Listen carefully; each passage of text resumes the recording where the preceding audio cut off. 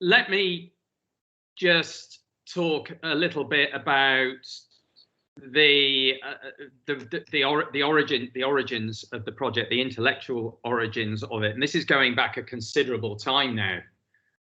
I started writing the ESRC application, which eventually got funded. I think it was in the autumn of 2012. And there's been an awful lot of water under the bridge since then. But the starting point was that this influential theory of change that many colleagues will be familiar with, suggesting that there had been this fundamental shift in the way societies are governed from hierarchies to networks, from government to governance. And this quote from the World Bank captures the central claim of this theory of change. So we've moved from a world where the state had sole responsibility for the public good and business maximised profits, independent of the interests of society at large, to a world where success depends on the close synergy of interests among business, civil society and government. And I think people will be very familiar with this theme, which was very influential both in intellectual circles and in public policy, of course, certainly in Europe, from the late 1990s through the 2000s until the global economic crisis. And Graham Thompson here captures what's really central to making network governance work. And he says, network governance depends on coexistent attributes and what he calls ethical virtues. Generalized trust, honesty, and solidarity must transcend any minor negotiating infringements, and a shared common overriding objective must exist. So this was a powerful ethos underpinning the theory of change from government to governance. And our colleague, Professor David Howarth, coined at a team meeting, coined the fantastic term collaborative moment to describe that ethos. I think that's the best description of it I know about. So the initial focus of the project and the application that went to the ESRC was what happened to the collaborative moment in the age of austerity. So was it durable, or was it more an ideology for what might be called, in inverted commas, good times, at least good times to the extent that there was more investment in public services going on through the medium of third way type governments. So we began with a structured comparison. This is what was written into the bid anyway, looking at the impacts of austerity on collaborative practices, collaborative policies, collaborative institutions. However, it became clear quite early in the research that the urban experience of crisis and austerity was rather more uneven than we expected, and that there were significant differences in the conceptual reach and meanings of collaboration and austerity. And this was partly because things just changed. There's a lot of water under the bridge between writing a bid and submitting it in 2013 and then actually starting the research in 2015, 6 months after the ESRC has actually given us a decision. So, for example, in Barcelona, there was a change of government from a municipal mayor who was pretty committed to the principles of austere neoliberalism to the new municipalist authority led by Mayor Ada Colau. In Greater Dandenong, at the time we wrote the bid, the Prime Minister, Tony Abbott, was trying to roll out a fairly ideologically driven national austerity programme. But Abbott, as is the way with Australian prime ministers, Tony Abbott didn't last very long, and the central planks of his austerity agenda were very quickly abandoned. And in Australia, they don't really recognise this northern hemispherical language of austerity, and they use a different set of vocabularies to describe the fiscal challenges that they are experiencing. So, fiscal constraint, flatlining revenues, and so on. So that initial framework didn't comfortably fit changing facts on the ground, and it didn't fit some of what we discovered when we really got into the body of the research. And so we ended up problematizing the key terms and decentering the study. So what we got was broader exploratory case studies with a somewhat wider perspective on governance and governability, which is the theme that I'm talking about this afternoon, and is the theme that I address throughout the book. So alongside broader exploratory case studies, we ended up with rather less structured and somewhat fuzzier comparisons. So how that worked was that what local investigators coded against common themes in the project topic guide, which we agreed amongst ourselves at project team meetings and in correspondence.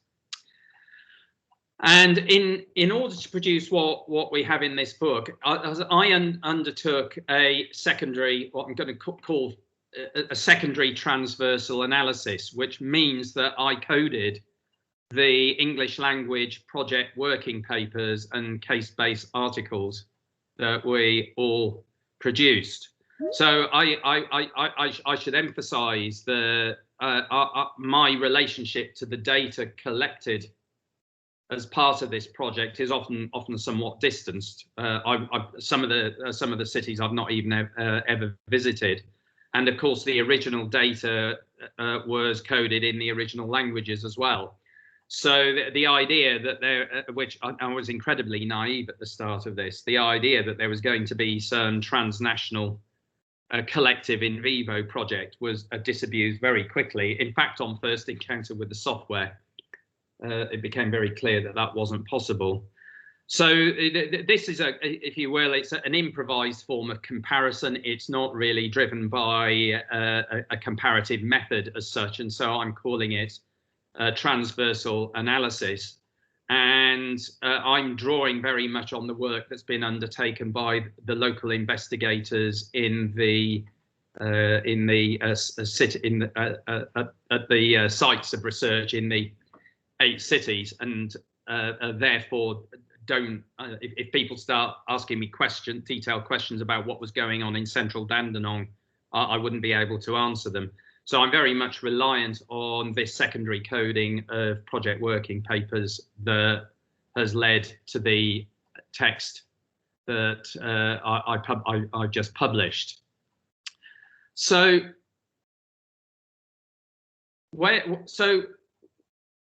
the question that the book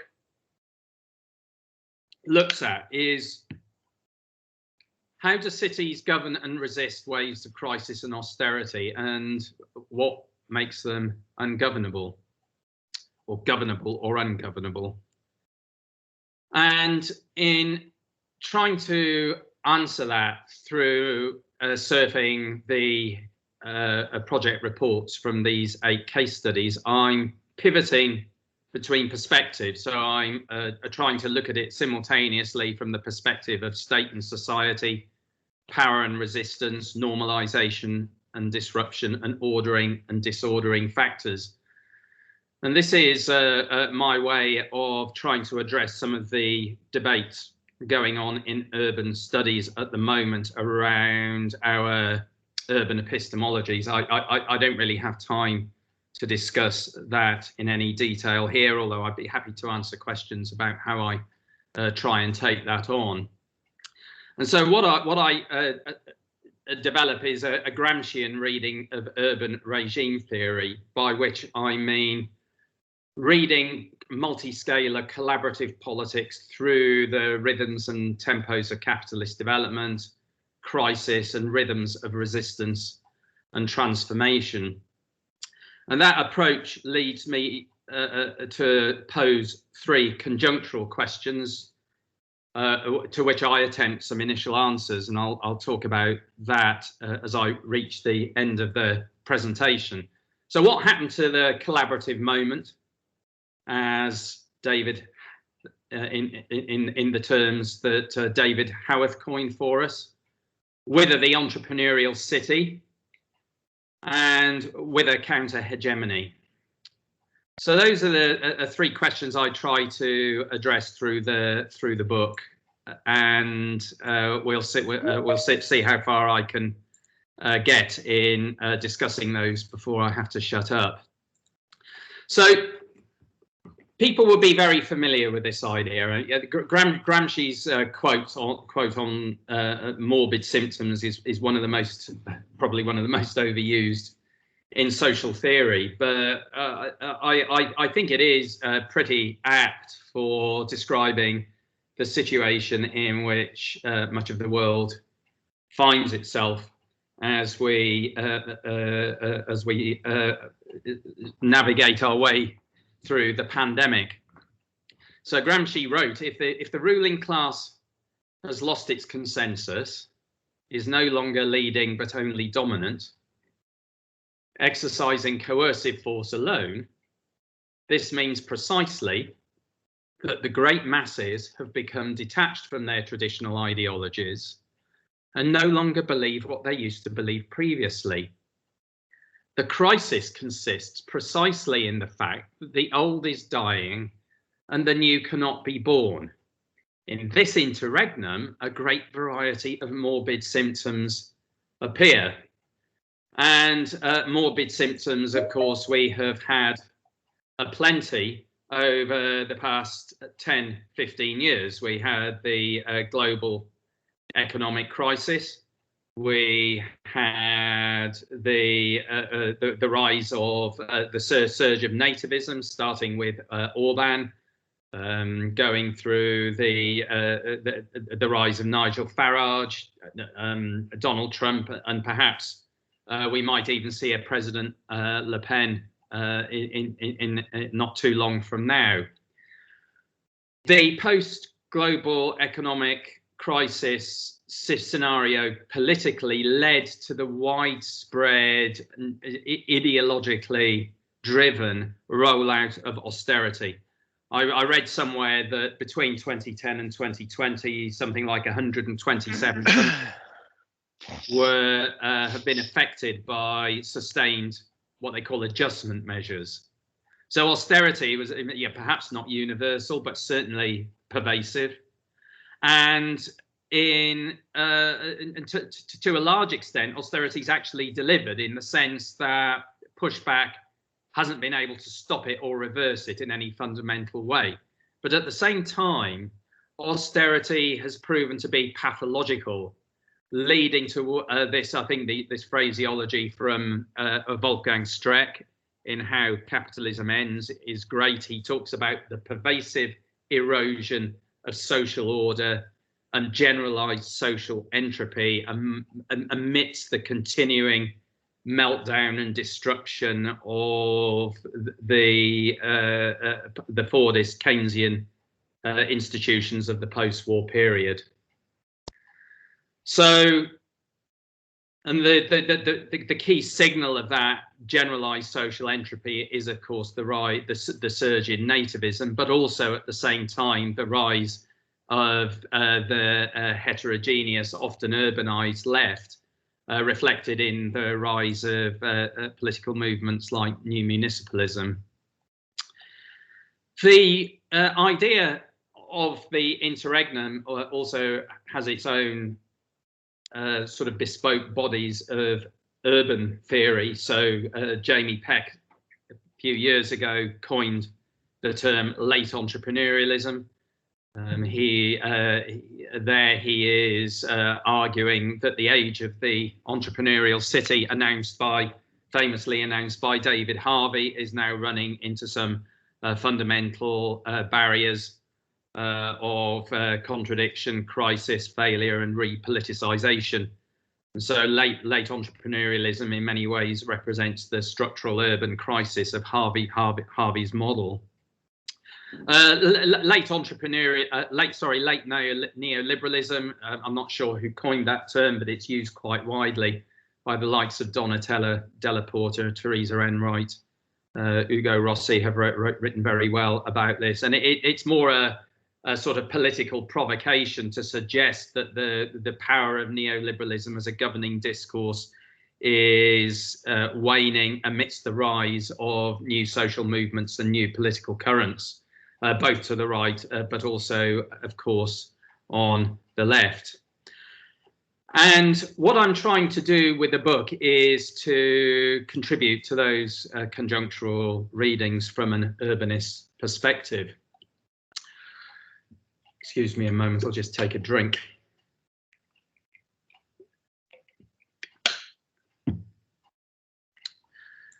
So this is the structure of the books. I'm not going to talk you through the chapters and how it's structured in any detail. So it obviously starts by setting out the conceptual framework and the debates I'm trying to engage. It then talks about the dynamics of crisis, neoliberalism, and austerity in the 8 cities, including the experience of crisis, a little bit of data, but also how the construals of austerity and crisis work, and do significant political labour. And I think the way that those terms are mobilised and concealed is one of the more interesting and perhaps unexpected findings from the whole project. The third chapter looks at austerity and state rescaling, and then chapters 4 and 5 really look at the sort of internal governance dynamics of the 8 cities and their relationship with the austere neoliberal, the austere neoliberal conjuncture, and those that are consolidating within it, if you will, and those that are in some way or another moving beyond it, or finding themselves in a situation of crisis or limitation. Chapters 6 and 7 then look at the contours of resistance, what resistance actually delivers across our survey of the 8 cities, and then some of the downsides in relation to the ways that resistance is contained, demobilized, and fragmented, or simply dissipates. And then the final chapter, and I'm going to focus the remainder of my comments predominantly on what the last chapter is trying to organise, is just going to attempts to pull all that together, and offers my reading of the conjuncture and some of the analytical and political conclusions that follow from that. So chapter 8, the final chapter, then revisits this concept of the interregnum and tries to say something about where we are with it, and what it means when you consider it in relation to our 8 cities. And it draws out of the analysis undertaken in preceding chapters 5 multitonal characteristics contributing to the sort of the governability, ungovernability nexus, and I think helps us orient ourselves a little bit as to where we are. So the first one is pervasive economic rationalism, and this has two sort of tonalities to it, with which people will be already very familiar. So on the one hand, there is the sort of growth dynamic and urban boosterism, and then on the other side there is thrift and austerity, fiscal conservatism, doctrines of scarcity, alongside the competitive growth dynamic. So I don't have time to say a great deal about this, but those two currents are very often aligned with one another, but what creates some quite interesting variations is when the two main discourses of pervasive economic rationalism are detached. So thrift what you have thrift or boosterism, and sometimes boosterism is used to say, well, we don't have austerity here, and sometimes thrift is used as a vehicle to critique boosterism. So those dynamics are quite interesting and more subtle than I have time to explain, but which the book does cover. But what I'm suggesting is that if you're looking at austere neoliberalism, then pervasive economic rationalism, the logic that you know that there's no alternative, that you have to grow, you have to cut, that really operates mainly as a stabilizer on austere neoliberalism, and it anchors the continuance of austere neoliberalism.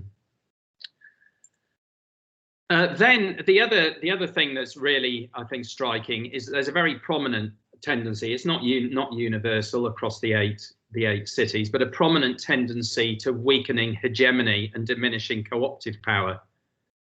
And again, the book describes those characteristics in some detail. So it talks about emerging contradictions, distancing and detachment, different forms of alienation, subjective forms of alienation, and repoliticization.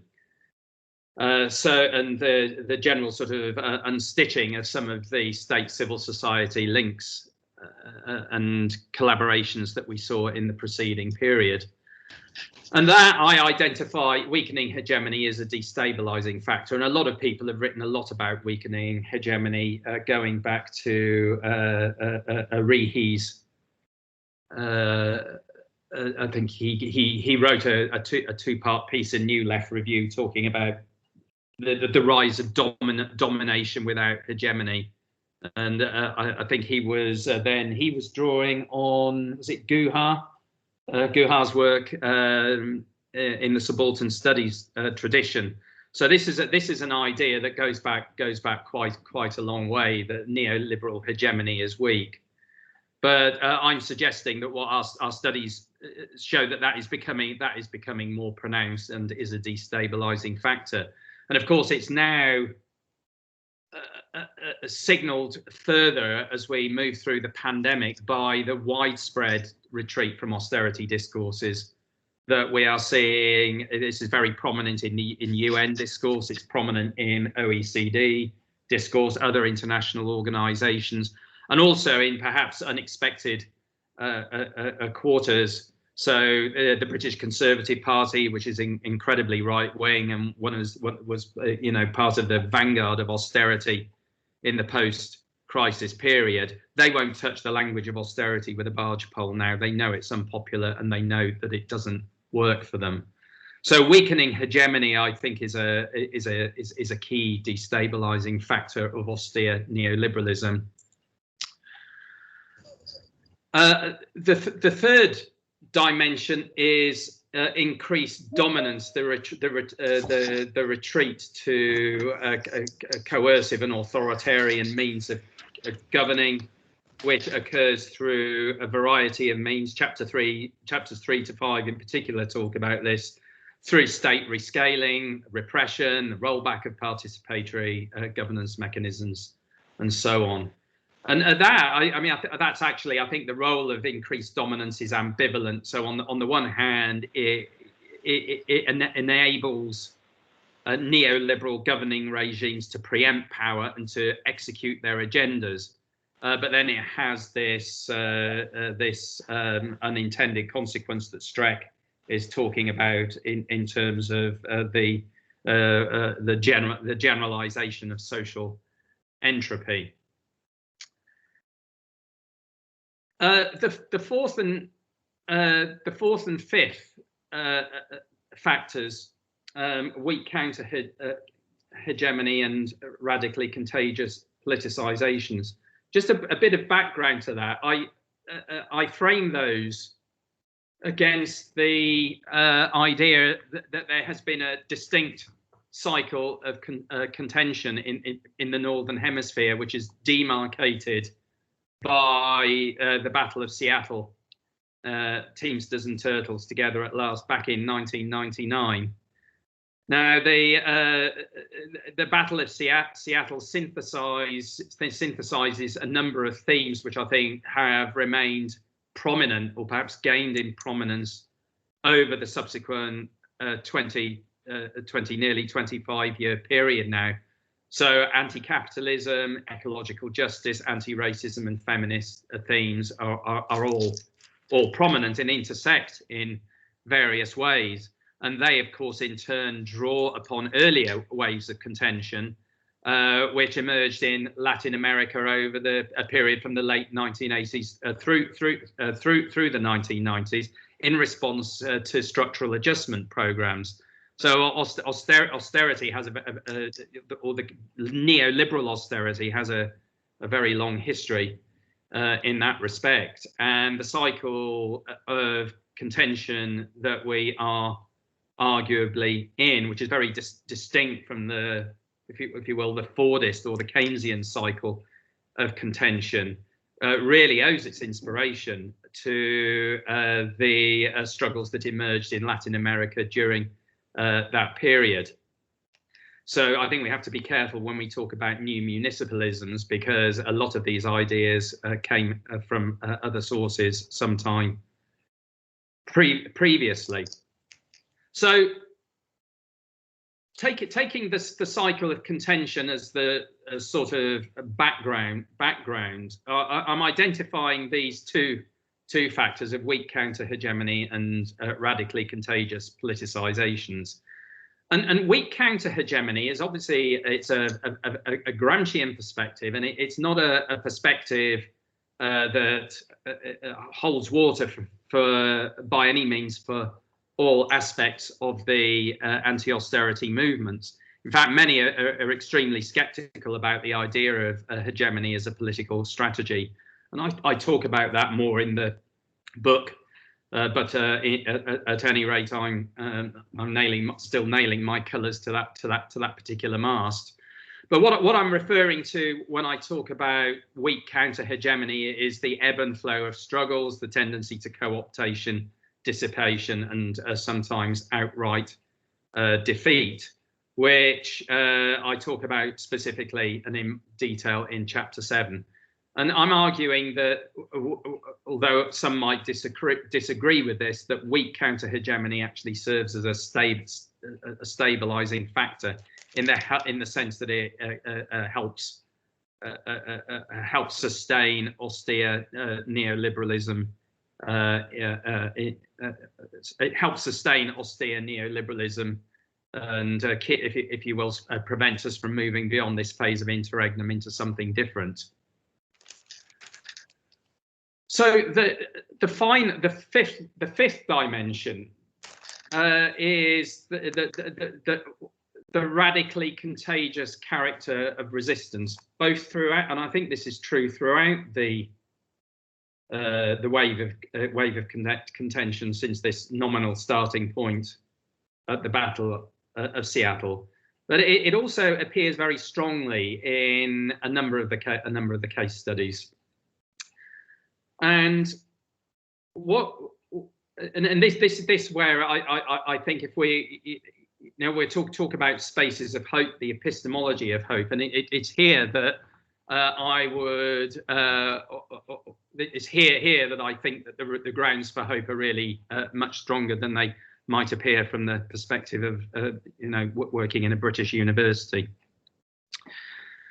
So there are two aspects to this radically contagious politics that I identify in the book. One is the tendency to political generalization.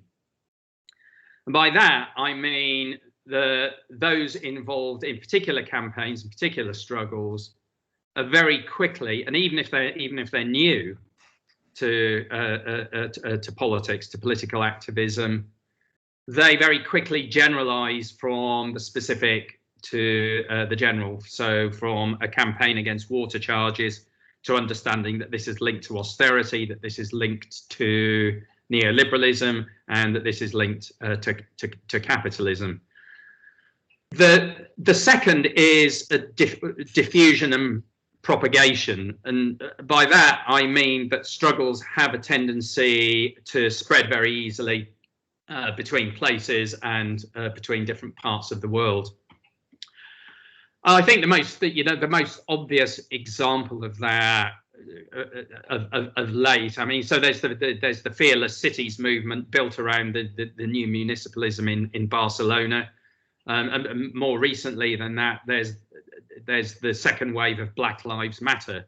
So the first wave of Black Lives Matter in 2014, 2015 was really contained in North America, I think. But this time around, after the murder of George Floyd, I think it's really become a global movement. And the reaction to it from the right suggests that they are absolutely horrified and terrified by it. You know, this whole narrative that we're getting around woke. The British right always appears incredibly powerful, and it is, but I also think they're afraid.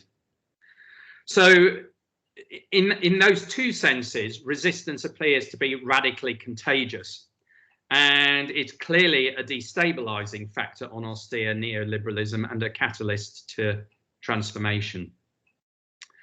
So in the last few slides, I just want to talk through some of the analytical and political conclusions that I am drawing from this. So bear with me a sec. So at the beginning of the final chapter, I try and classify the sort of urban regime forms that we see in the 8 cities. So I suggest that there are 4 that are consolidating or consolidated.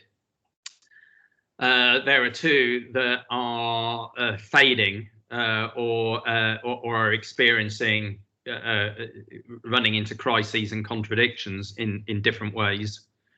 And 2 that signify alternative approaches. So there's the new municipalist regime in Barcelona, but also a very different kind of regime in Greater Dandenong, which I style an emerging intercultural revitalization regime, which mobilizes some familiar themes around multiculturalism, interculturalism. It is a form of market-led development. It draws on growth-related ideas, and it is led by a relatively generous state investment program. So a bit like the kind of investment programs that we saw in the UK and Europe before the global economic crisis, but certainly in Tory Britain we haven't really seen over the past decade. So I then kind of use that classification, that attempt to classify these regimes, and I hope I'm not doing too much violence to them in doing that, to kind of come back to these 3 conjunctural questions. So whether late entrepreneurialism, whether the collaborative moment, and whether counter-hegemony. So in relation to Jamie Peck's proposition that Harvey's entrepreneurial city model is showing tendential signs of exhaustion, well, I think the picture is mixed. There are some cases that support that, where you see developmental impasse, coalition fragmentation, weak hegemony, and diminishing governing capacity. There is supersession and the rise of new municipalisms, and other kinds of political movement point to that. So both decline and supersession are perhaps evidence that PEC might be onto something. But then on the other hand, we see a radicalization and renaissance. So it's a very uneven picture. So the qualitative radicalization of entrepreneurial urbanism despite weak hegemony, and that theme is prominent in Athens, Dublin and Leicester. What I have in mind is that there have been fairly, if we take Leicester for a moment, there have been some fairly radical restructurings of local government finance and the end of fiscal equalisation, which really forces the city into a much more aggressive developmentalism. I mean, if for some time, of course, cities have been on this trajectory. But in a city like Leicester, it really marks a qualitative shift towards the localist and privatist model of urban development that is familiar to us in the United States. So there's plenty of neoliberalization yet to be done, and the potential for entrepreneurial models to be radicalized in some parts of the world potentially. And also Renaissance, and there I'm talking about the coalition built around the goals of intercultural revitalisation that I mentioned a moment ago in central Dandenong. So a mixed picture in relation to this to PEC's hypothesis around late entrepreneurialism. So how, I guess the question we ask, and I put it this way in the book, is how late is late? What about the collaborative moment, this sort of ethos that network governance is a good thing, and we're seeing the diminution of hierarchy and the rise of networks? Well, I think that severe austerity delivers a severe blow to that. I mean, sometimes governments are doing it deliberately and sometimes not. But severe austerity clearly, in many instances, undermines collaborative institutions and collaborative practices, and also the collaborative ethos, the collaborative norms. So the state withdraws, community and third sectors under severe duress and falling over left, right, and centre.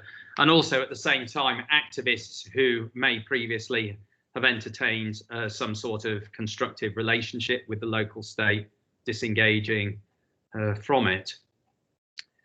So I suggest that that's symptomatic of both the sort of retreat to authoritarianism and weakening hegemony. But again, that's not the whole picture. The collaborative ethos remains prominent and can actually be turbocharged to some extent in cities that are less vulnerable to this crisis austerity dynamic that really grip the northern hemisphere. The collaborative ethos remains significant, and it's also significant, of course, still in the discourses of international organisations. In many ways, when you read documentation published by the United Nations, it kind of feels like it was produced in 1998. It's the same type of discourse that we were seeing in the sort of early Blairite period. But whether that collaborative ethos actually translates into an organic and authentic collaborative praxis is, of course, another matter. And then there's radicalization, and the new municipalism in Barcelona is a good example of how people are trying to reclaim participatory governance from its associations with the rollout phase of neoliberalism and turn it to very different purposes. So the collaborative moment, where you get severe austerity, it doesn't really retain its credibility or appeal either for governing elites or civil society activists. What about counter-hegemony then? Well, and what are the implications of weak counter-hegemony amidst radically contagious politicizations? And this brings us back to some of the debates I'm having in the the first chapter of the book, and some of the debates going on in critical urban studies. Richard Day published this book called Gramsci is Dead back in 2005. So, and Anna Cecilia Dynastine, who gave a fantastic lecture to us only a few weeks ago, talks about the epistemology of hope. And I think it's true to say that many of the movements that are involved in contesting austerity over the past decade are skeptical, not universally, but skeptical towards Gramscian theory and Gramscian practice. But I return to the idea, the rereading of Gramsci, the philological reading of Gramsci undertaken by Peter Thomas, which I think is a fantastic reappreciation of Gramsci. I mean, I certainly haven't attempted to read Gramsci in the original because I can't speak Italian. But so Thomas tries to take a different perspective on what it means to talk about hegemony and a hegemonic apparatus. And I try and use this as a thread running throughout the book. So Thomas says that a hegemonic apparatus is the wide-ranging series of articulated institutions, understood in the broadest sense, and practices, from newspapers to educational organisations to political parties, by means of which a class and its allies engage their opponents in a struggle for political power. So, following that logic, Thomas argues that transformation, the ascent to hegemony, depends on the capacity of a class alliance to create institutional forms that are adequate to the differentia specifica of its own particular hegemonic project. So in other words, if you have a hegemonic project or a political project, you need institutional forms that are adequate to it. It's common sense in many ways, obviously, but nevertheless, I think it's a useful provocation for us to consider what exactly is adequate.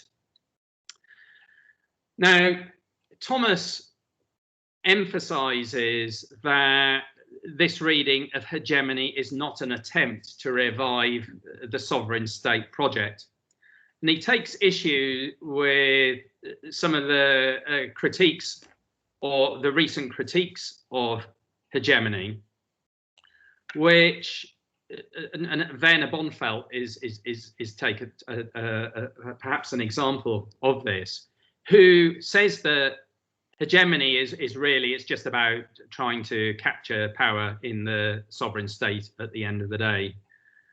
And Thomas says, look, the idea of the alternative hegemonic apparatus is absolutely not about that, and you can only achieve that misleading understanding of Gramsci by reading him through secondary literatures.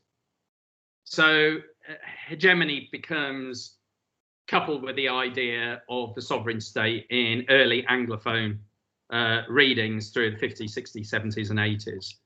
So it's in, excuse me, so secondary Gramscian theory is inevitably inflected by the perspectives of the authors who are rereading it. So that's an important distinction, which brings us back to the question then of what is or might be adequate.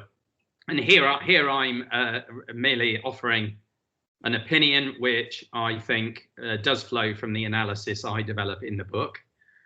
And it is that apparatuses that reflect the ends and means of 21st century ways of contention and are capable of resisting passive revolutionary co-optation. And this is Chris Hesketh's terminology.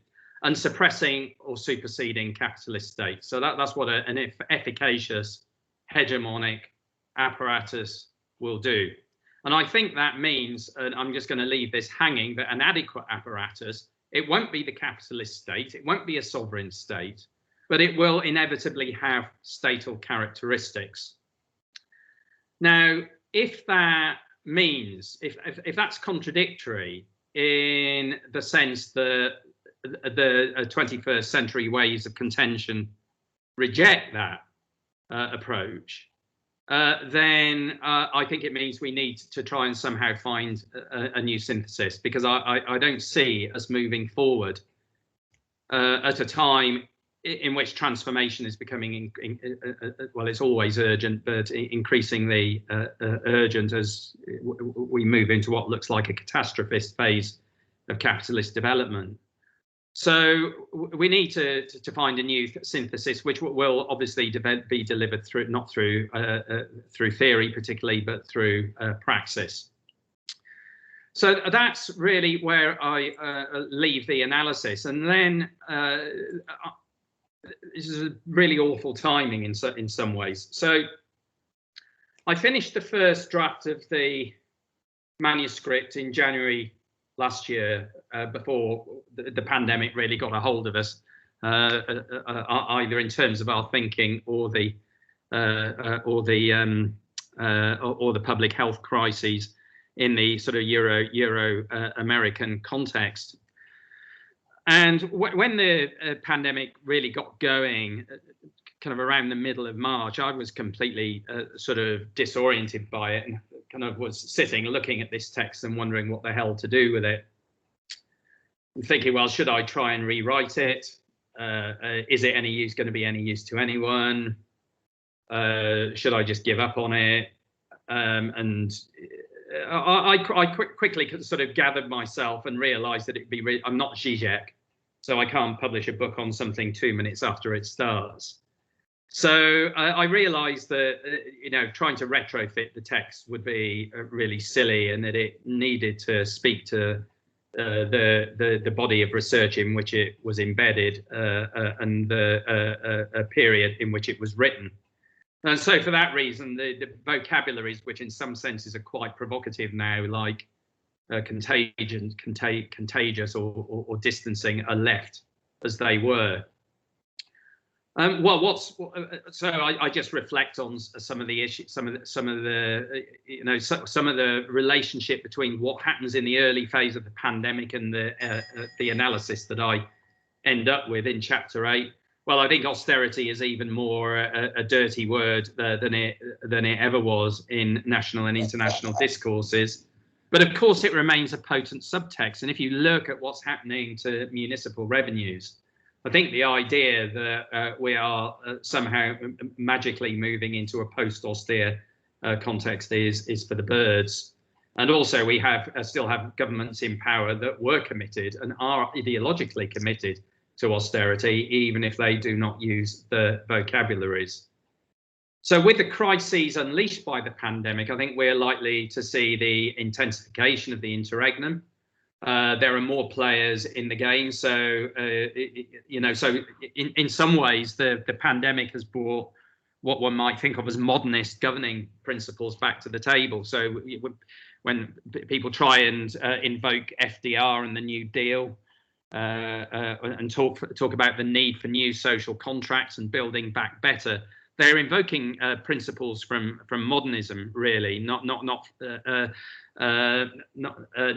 from the kind of conflict between the left, the far right, and austere neoliberalism, which formed the sort of triangular form of the interregnum before the pandemic broke out.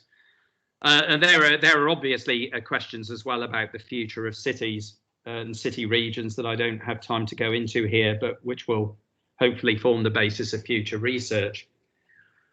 I would just conclude on this note. The relevance of Gramsci. Well, Gramsci is being massively sort of recuperated and misused by people from left, right, and centre. But I think the fact that we're seeing people on the hard right of the British Conservative Party now invoking Gramsci shows us just how seriously they take the crisis that we're in. And they do believe that we're in a crisis, and they do not believe that they're automatically going to come out on top. I think they believe that their position is precarious, although it obviously does not feel like that from the situation that we find ourselves in.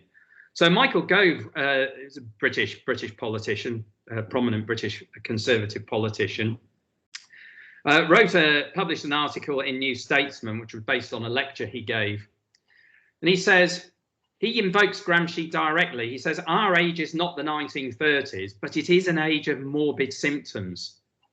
The model that the current generation of political leaders inherited has been crumbling. So they very, very much, I think, understand the stakes of getting it right this time. And from that perspective, I think the politics of the age of austerity are a great rehearsal for the future. And they contain many lessons for what lies ahead. And for that reason, that I hope that the book does bear picking up and reading, despite the fact that it was written before this awful pandemic kicked off. So that's it from me. I guess I've overrun considerably, but thank you very much indeed for listening. We're now very much open for questions and discussion.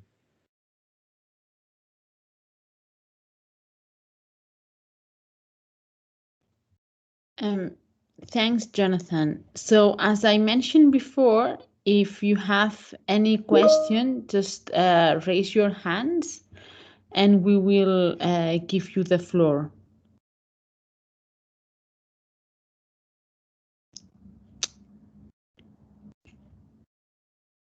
Is there any question there? We can tolerate silences for a while. People want to take time to think.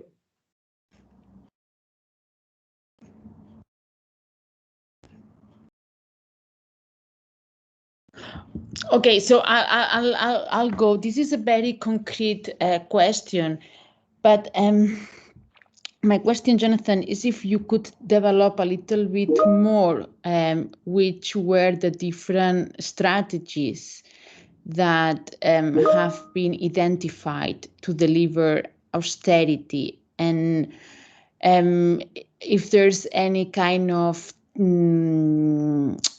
transversal logic in the form of the states, the tradition of the states in the different cases, and how this has developed different patterns, variegated forms of deliver this austerity. Yeah, that's a really good question, and the book does go into a bit of detail about how state traditions affect the way that austerity is construed, narrated, and ultimately implemented. And the second chapter, which looks at the construals of austerity and its relationship with crisis in the 8 cities, tries to address that question directly. I'm trying to think of a specific example.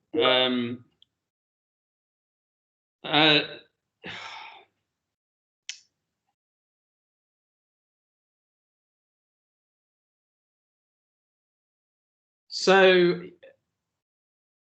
yeah, I mean, so I think, if you, and I'm going to here, because as I said earlier, my relationship with the sort of empirical inquirers in each of these cities was quite tenuous, and I wasn't embedded in those places myself. So this is a secondary reading. So apologies if I start gravitating back to the UK when I answer these questions. So just to give the example of Leicester, which is the city with which I was I am most familiar, because I work there and we conducted a case study there. The character of austerity as a sort of governing practice there is very much, and we call it austerian realism. And it's very much inflected by the experience of, first of all, of economic and political struggles against Thatcherism in the 1980s, and the idea that in a state system like the UK, which is overweeningly centralising and powerful, that trying to resist austerity from the municipal scale is largely futile. So instead, what you get is this two-sided discourse that on the one hand, we have to implement and try and mitigate the effects of austerity, and on the other hand, we have to try and grow the city and treat the city centre as our, to use the language of the mayor, our shop window. So I think those the specific ways in which austerity has been governed in Leicester are very much related, and sometimes draw directly in discourse back on the experience of fighting Thatcherism in the 1980s. So, if you will, the conjuncture of British urban politics is still very much overshadowed by what happened in that period. And I think also it's not just the governing strategies of the municipality that are determined by that, but also the strategies of the resistance. I think are very much resistance is quite episodic in the context of Leicester, but it's very much inflected by the view that in trying to enter into a direct conflict with government is folly. So that's a bit of a roundabout way of answering your question. Sorry, may I ask you, Jonathan, to come on screen? So actually, I put myself on screen just to encourage you to do it. Yeah, sorry, I will get rid of the slides then, because you can't see me without the slides. How do I stop sharing? Stop presenting. That's it. Stop presenting. So people will now be able to see me for good or ill. Okay. So again, if you have any question, just raise your hands. We're not paying attention to the chat. Perfect. Elizabeth?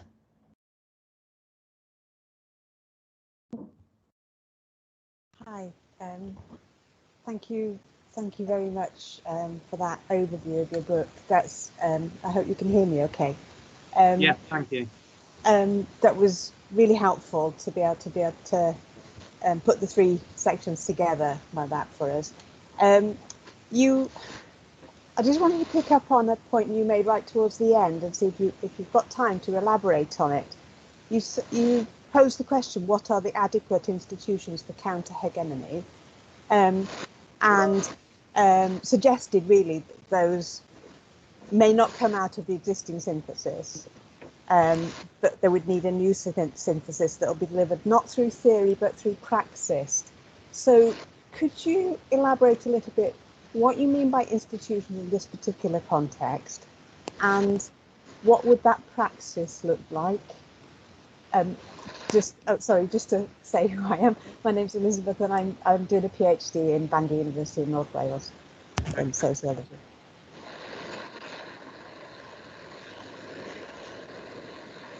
Okay, so just to reiterate or maybe rephrase that, reframe that point.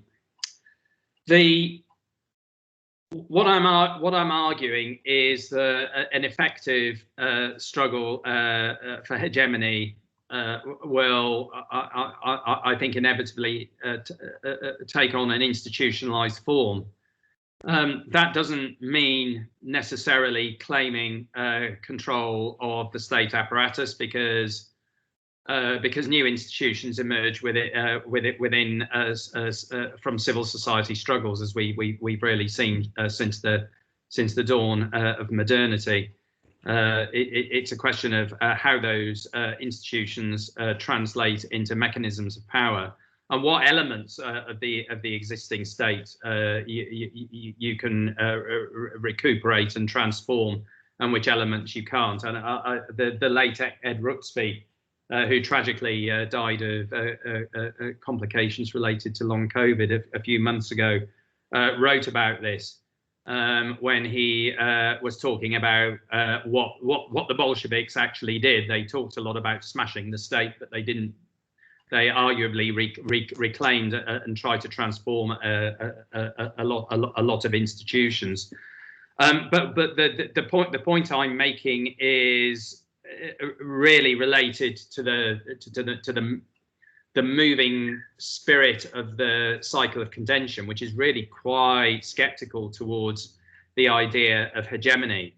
But then I'm saying, well, we need to construct institutions that are capable of wielding power and have hegemony as their functions, and they're likely to take on a quasi-statal form. Now, if that, I'm not sure that it does. It contradicts aspects of the spirit of the post-Seattle wave of contention, but I don't think it necessarily contradicts it entirely. And when I talk about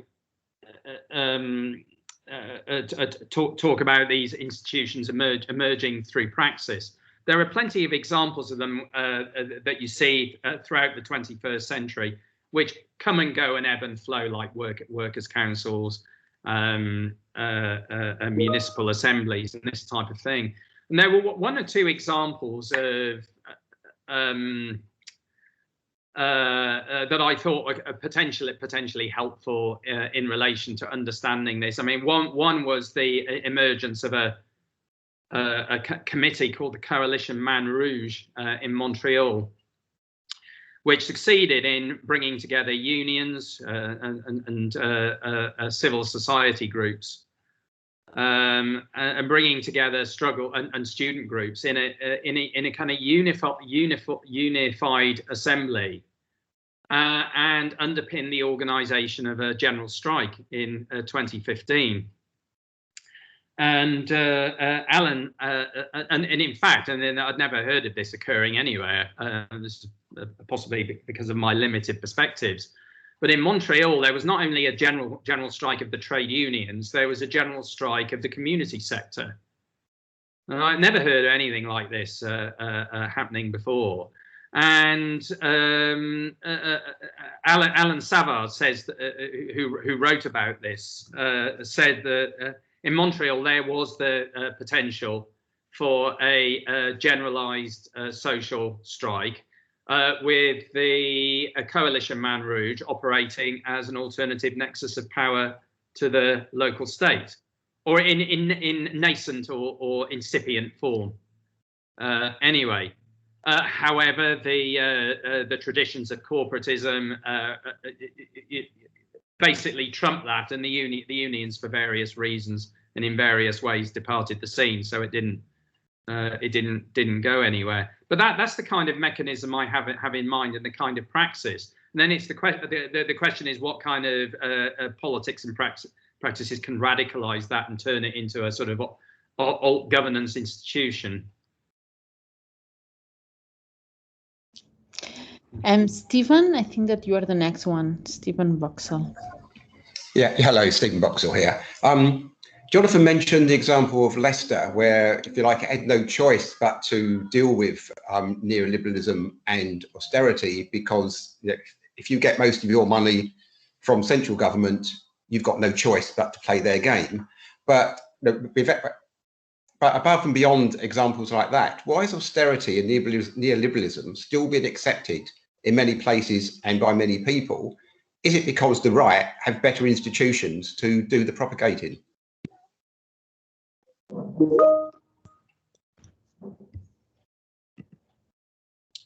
Yeah, I mean that's a very good question, and I think I mean, it's a broader question than the question addressed in the book, but the book does touch on some of these issues. And yeah, I mean, clearly the ability of central states to enact restructure, and it's not just there's the the control over the means of ideological reproduction are one thing, but also the ability to deliver restructuring from the top down was a very prominent theme in this, and I visit those issues particularly in chapter 3. So there are a multitude of techniques that are used to download. I mean, it is what was talking about in relation to Leicester, but to download responsibilities without increasing resources, to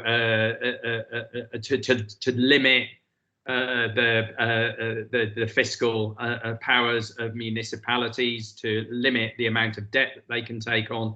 There are all sorts of ways in which the state is able to limit the ability of municipalities to act differently, and without actually moving into overt confrontation. Now, there are some elements of moving into overt confrontation after the pandemic started. So, for example, Ada Colau refused to hand over the budget surplus from Barcelona to the centre, which is mandated by the laws there. I'm not sure what became of that. But the fact that there are kind of these huge structural inhibitions make it much more difficult to put forward a plausible case that there are alternatives. So that's why, I mean, I wouldn't want to say that there are not alternatives, because as the fifth factor that I identified towards the end is that politicizations are radically contagious. And in many ways, people have had enough of austerity. So I don't think it's true to say that people simply accept austerity, because many of the ideas associated with austerity are very unpopular, even among conservative voters. So I don't think at the level of ideas, I would say that in some senses, the battle against austerity has won, because people don't believe in it anymore. But it's that the battle is at the level of organisation and alternatives to really get past that. That's my sense anyway. Valeria, your turn. Hi, Jonathan. Hi. So yes, I am interested, or I was drawn by the later part of your presentation, where you mention well, to have another reading to Gramsci, and in particular, you were talking about counter-hegemony, and well, quoting or citing Heske's work on or use of the capability to resist passive revolution. I've been criticized trying to think of resisting passive revolution at the very local level, so that would be equivalent of thinking at a city level.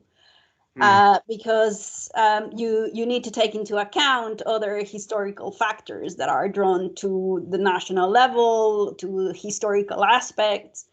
And I was just wondering if you think that this is manageable by, you know, your approach or take in using the transversal analysis. How can we really think of, you know, resisting passive revolution if the analysis is only carried out at the urban city level? We need something broader, and I wonder if it's only approaches like this one that you took through the ESRC project that we can take, you know, these new reading of Gramsci and able to resist passive revolution. Yeah, it's a very good question. There's a whole series of debates going on in the background there about how people use the idea of passive revolution, and you know whether there's excessive concept stretching, like whether it's meaningful to talk about passive revolution in the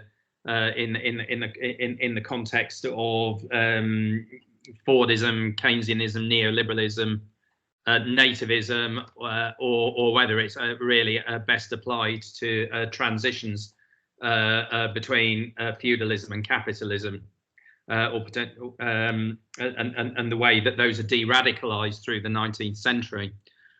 I think I agree with the tenor of your question, which is that although these issues are clearly anchored in urban politics, they are not necessarily the end point is not necessarily in urban analysis. So in the book, I use the concept of passive revolution and the related concept of transformismo to describe what happened in July 2015 in Greece, which of course had a I mean, Athens is very much at the centre of Greek politics, and the relationship between Greek national politics and Athenian urban politics is always overlapping. But I use the concept of passive revolution to talk about the co-option of the Tsipras faction into the austerity regime of the European Union. And I call it a grand moment of Gramscian transformismo. So I think that is a useful application of the concept of passive revolution. Whether that can or should be applied to the urban scale, I'm not so sure, actually. I mean, I'd be interested in your view on that. I mean, I did try. The implication of my analysis is that you can apply concepts like the integral state to the analysis of urban coalitions or governance coalitions or resistance coalitions in the urban context. And some people might say, well, you're stretching that concept too far because of the layers of concepts and the layers of praxis that are involved in producing an integral state. But nevertheless, maybe I am playing fast and loose with the theory there, but I find it useful, just useful as an analytical lens. And I'm sure there'd be plenty of distinguished and orthodox Marxists shaking their head at that. But yeah, I mean, I think it's a good question. And I think it probably needs working through, perhaps in more depth than I've been able to. But the problem of co-option and recuperation, the concept of passive revolution speaks to, is a very, very real and imminent one in terms of the post-Seattle wave of contention. So it's a useful tool, even if you're talking about a passive revolutionary process is exaggerating. Thank you. Okay, we have time for 2 more questions. James? Hello? Can you hear me? Yeah.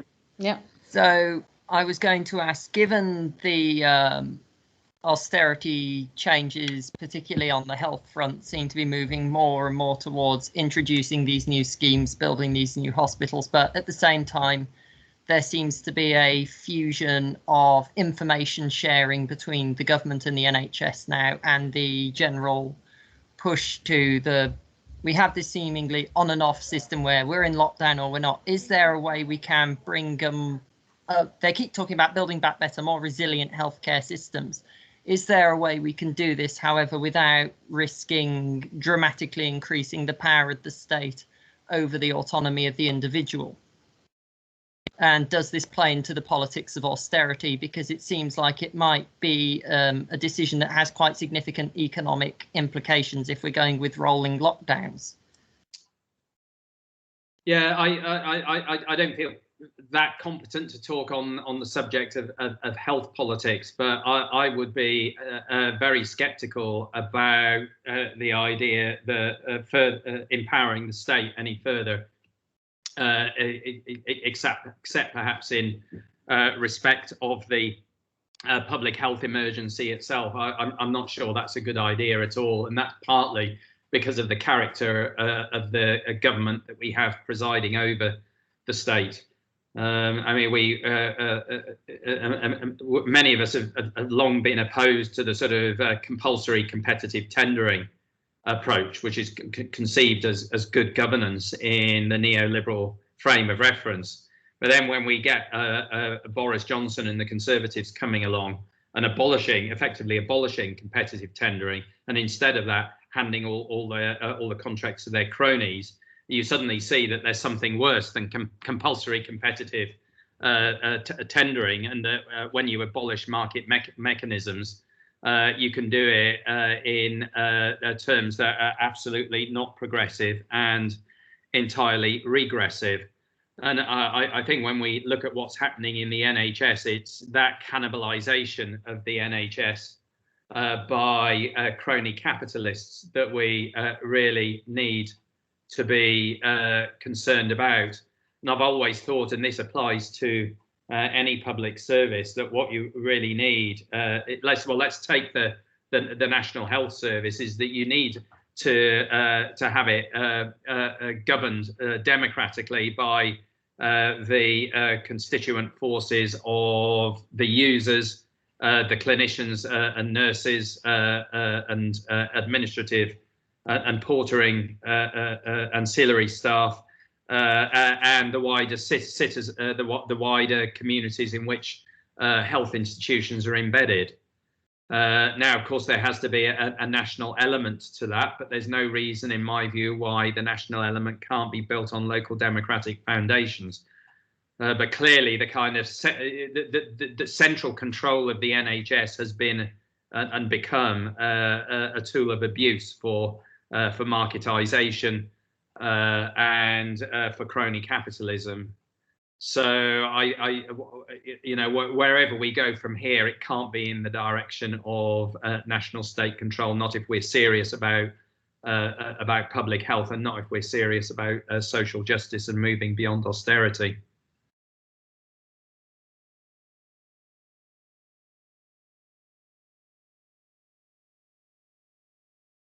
Sorry, Tatiana, please. Yeah, thank you very much. Tatiana Saraseko is here. I'm a doctoral researcher at Bielefeld University, and would like to thank you very much for the inspiring presentation. Very interesting book, I guess. I'm very interested to read it already, and also interested in the case studies. And therefore, I have a question: what was the case selection? What was the idea to take exactly this set of cities? And yeah, why exactly these cities? Thank you. Thank you. Yeah, that's a very good question. I mean, I think case selection usually involves a sort of mix of factors, which, and I was reading a very interesting survey of comparative urban projects, which says, well, people are not always very transparent about the methodology that they've adopted or the rationale for their case selection. Well, in this case, I would say that it was a mix of thinking that we had 8 cities which broadly fulfilled a similar criteria in the sense that they had well, we thought, at least at the time, that that austerity was a significant problematic for all of them, and also that there were collaborative governance traditions, and therefore exploring the relationship between collaborative governance and austerity in these 8 cities would be methodologically valid, shall we say. Even though, in fact, you could select a wide range of other cities to do exactly the same job. And you could, of course, extend the sample well beyond the global north as well, which we didn't do, basically because we didn't know enough at the time to know how to really bring the global south into that conversation. And hopefully we can do better with that in future. But then there's the pragmatic dimension, and who you're working with, who do you want to work with, who do you want in your team, who would make a good collaborator, who would do a good case study. So it's that sort of intersection of, well, there are these cities, they're big and small, they're in different parts of the world, but they're dealing with some common problematics. There are a lot of cities that fulfill those criteria in different parts of the world. And then you end up selecting on these particular cities because you find them interesting, because you know something about them, or because your collaborators want to study them. So there's a mixture there of thinking that the cities have something in common, but also that they actually fit the kind of research team that you're building. So a mixture of the methodological and the pragmatic, I guess. And as I said earlier, the case selection in the time between case selection and starting the project and then moving on to the second phase, we found that some of those initial assumptions didn't work. So the sample was more diverse on the key variables of austerity and collaborative governance than they thought they were going to be. And that's why we had to make the inquiry more case-centered than a structured comparison, which is what the original intention was. But I think that worked really well. I think that ditching the heuristic and not trying to force cities into a heuristic model was absolutely the right way to go. And that decentered approach means that we didn't end up with a formal structured comparison, but we did end up with 8 very, very interesting and very, very deep and rich case studies, which of course you can read about in the Journal of Urban Affairs in more depth. But also I think an interesting transversal comparison of the similarities and differences that occur between the 8.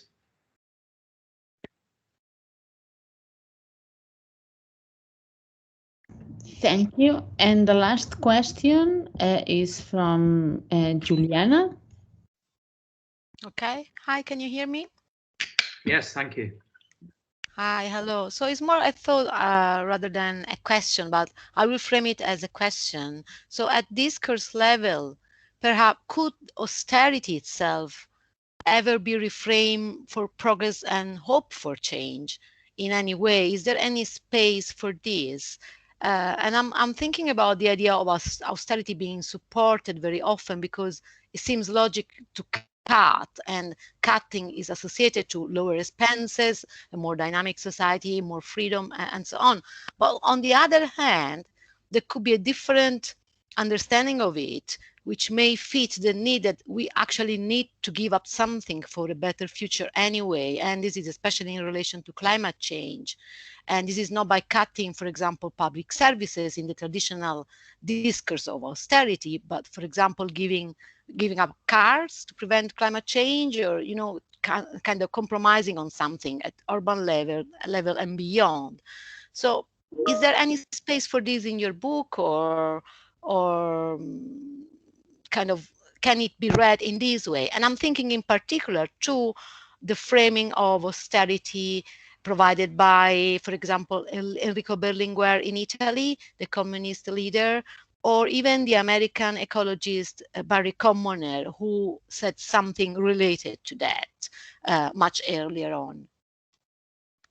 Yeah, again, that's a very good question, and it is one that I wouldn't say that I resolve it in any way, but I do actually try to address that in the book, because there, I mean, first of all, there is the question of whether the communist project of universal public luxury is viable in the context of immense ecological crises. And I think there are different perspectives on that. Now, I towards the end, I cite Mike Davies, who actually defends the idea of universal public luxury, saying that it's not development as such that causes these crises, but it's capitalist development, and that there are forms of development we can envision which are compatible with what he calls an earth-friendly sociality. So that's one thing, but then at the kind of more pragmatic level, there are all sorts of examples of people re-signifying austerity, and I think you mentioned the Euro-communist tradition, and I think we saw this elements of this in the in a Spanish Communist Party.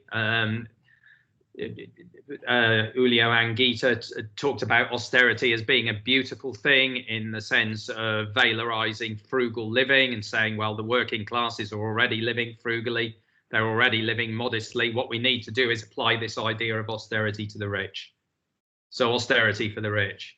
So yeah, well, do you want, is trying to reverse the discourse like that playing with fire politically? Do you reject austerity outright for this communist idea of universal public luxury, or do we accept that at times the spirit of thrift and sacrifice is worthwhile and noble, as in the traditions of socialist asceticism? So no firm answer to that, other than to say that those issues are flagged up a little bit. The resignification of austerity is flagged up a little bit in the book, and I think is very much part of a real and legitimate discussion about where we go from here. So thank you for that. It was a very very pertinent question indeed. Okay, so Jonathan, is there anything else you'd like to add? I don't think I really want to add anything. I just want to thank everybody for coming along. There are some great questions. I think there are some others probably in the chat that we haven't been able to get to. If you want to get the book on the cheap, you can do it using that code.